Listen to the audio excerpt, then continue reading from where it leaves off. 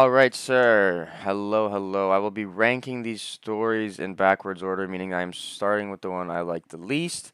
Yeah, let's get started. I don't want to waste any time. So, The Secret Life of Walter Mitty. I've been very vocal. I don't like this story at all. It is a pain to read, so bland, and the writing style is just it's sandpaper. Um, so dry, so boring, and a lot of the stories from this time period, 1940s, 1950s, tend to be. But I don't think this story makes up for it in any other way. I think the themes of a week are really weak. I think the idea of a life not lived and unfulfillingness is not portrayed well at all. Even the theme, even the comments on masculinity are so bad. Thinking about this story in context of when it was written, I don't even think it's making a play at masculinity or toxic masculinity in the way like, oh, I want to be a doctor, I want to be an army man. I don't even think it's doing that. I think the biggest comment on gender it has is how the wife is like portrayed as that stereotype as of like annoying and b wordy.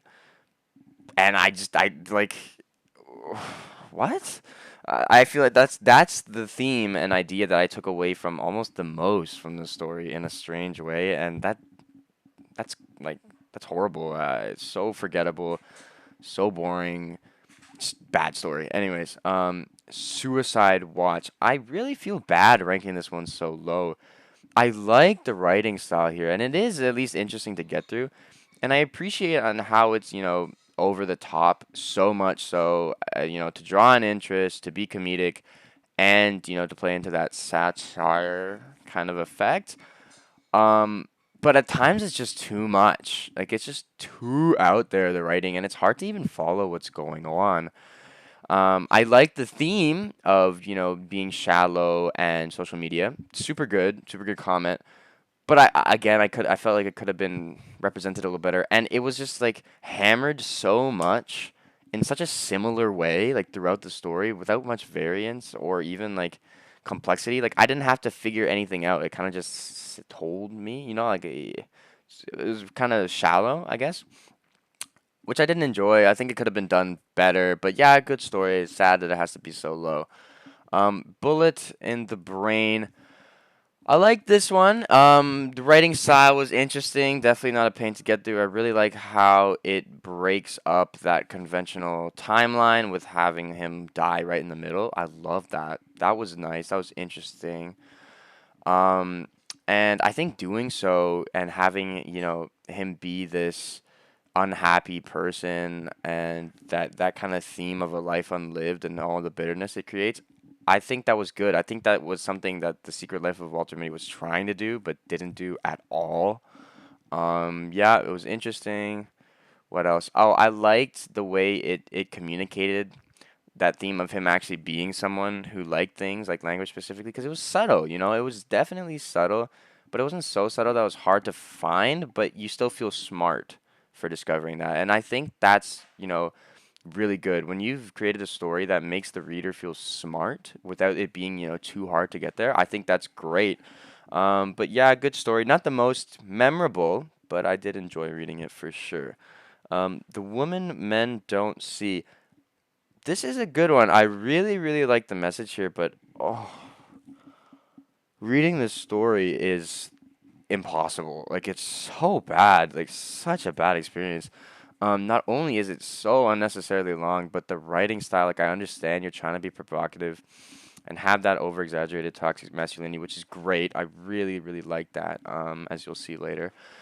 But it's just too much at times. It's like not legible. I can't take the storyline seriously until, it gets to the meat of what the themes are trying to say.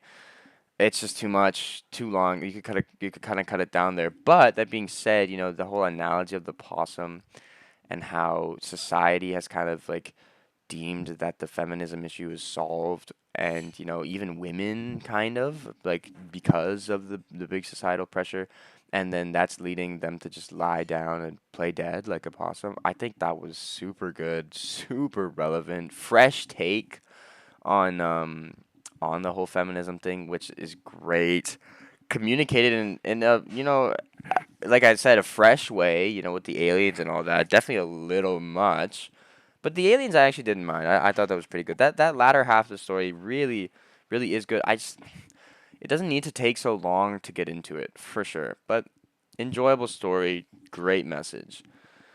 Yellow wallpaper. This is a good one. I really, really like this one. I'm a sucker for the diary entry stories, like the insight they provide into like, somebody's psychology and all that and that personal feeling. That's just what I love. That's what I love about stories. Connective and all that stuff. But yeah, I think this is a great one. I love the way it tackles feminism. Not even just like the analogy of the wallpaper is like so well made. Kind of hard to understand too, but not impossible. So I feel like you feel so smart and accomplished once you do. And even just in the subtleties of how John treats her and how it's like, oh, and how mental health is a big thing. It's like, oh, you're just sad, you'll get over it. And like, especially how that connects to woman, it's like, don't be a woman, don't, why are you crying and all that stuff. Super good. Great timepiece, reflects the setting super well. Honestly, I think the execution there was really, really good. And also just such an interesting read.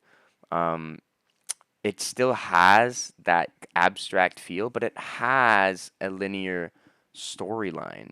It's very easy to understand.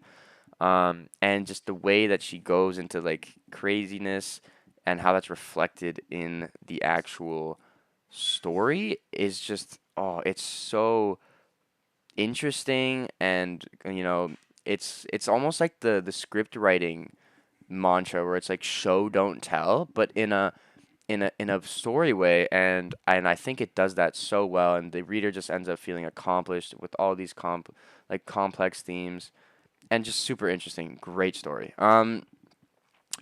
Silver Water. Now, objectively, I think the yellow wallpaper might be a little better than this one, but it just hit me specifically super super hard. Um, I really really love the theme of trying to bring humanity into medicine and how it even got like into that scientific end of literature. I think that's super great. I don't think there's enough stories about that. The writing style is so personal, and it does such a great job of pulling you into this connection and making you feel for these characters, and making you sympathize for an impossible situation. I really like tackling the morals of helping someone who is in an impossible lifestyle move on from that, and pass away, and just how complicated it is. And even that subtle nods to like the relief of no longer feeling that weight. Super well done, well written, made me feel so much. In fact, I'm emotional now just talking about it. Super easy to connect to. Great piece of literature. Hamlet. I enjoyed this story a lot more than I thought I would. You know me, I am number one Shakespeare hater, but this one is good. We should read this, maybe not earlier, but I think everyone should read this. And that's reflected in how much of a staple in pop culture it is. But the biggest thing for me was, wow, the way this story uses language and its writing style and its banter and its dialogue, exquisite. It was a laugh to read. It was interesting.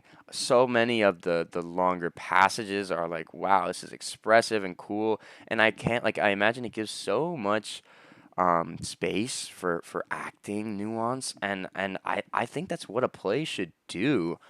Um, it it doesn't fall into that super easy to predict Shakespearean storyline. It's definitely not like a Romeo and Juliet where you already know what's gonna happen by like 5 minutes in and everything, and it's just like a lot of plot holes in the storyline are just filled with like magical answers like poison or whatever.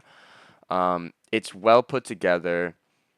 Hamlet can be a little frustrating at times, but I almost like his character, and there's so much to analyze, and so it manages to be like that intellectual piece where you can look at it a lot and still be enjoyable to read. And not many stories do that. So I tend to really like the ones that do. In American Marriage, this is my ISU one. I'm gonna put this one at second. I loved this book. Wow, the writing style was absolutely amazing. Such a joy to read. Couldn't put it down. And like I said, I'm a sucker for the diary entries. I think this story just provides such an insight into its characters' lives and feelings that you connect with them so well. And it tackles some heavy themes, and I really like how it mentions, racism and systemic racism, but it's not the main storyline, and it does that in a very well and nuanced way so that it's apparent, but it doesn't overshadow the whole idea of, family and where you come from and connection being the main storyline. Pleasure to read. It made me feel so much, which is what I think literature should do. So yeah, I really love this one. Now, coming in at the top is Fight Club. Wow. I like this book. I like this book a lot. And now it might have been, it was difficult to read at times. Very nonlinear. Again, a little over satirical, but even within that, the writing was just so good that it was honestly interesting at times. I loved the portrayal of toxic masculinity being over the top and how it portrays that bad thing. Anti-consumerism is cool, but I love how deep you can get into the book and how it's almost like a love story. So it makes the reader feel very smart. There's a lot to analyze. It's interesting to read while still being that intellectual piece. So yeah, honestly, I think it's a timepiece, and I think almost every young man should read this book. Like really, really, really, really interesting. Really liked it. But yeah, that's where I'm gonna wrap it up. Um, Thanks for listening, I guess, and thanks for giving me this assignment. I super creative, super great.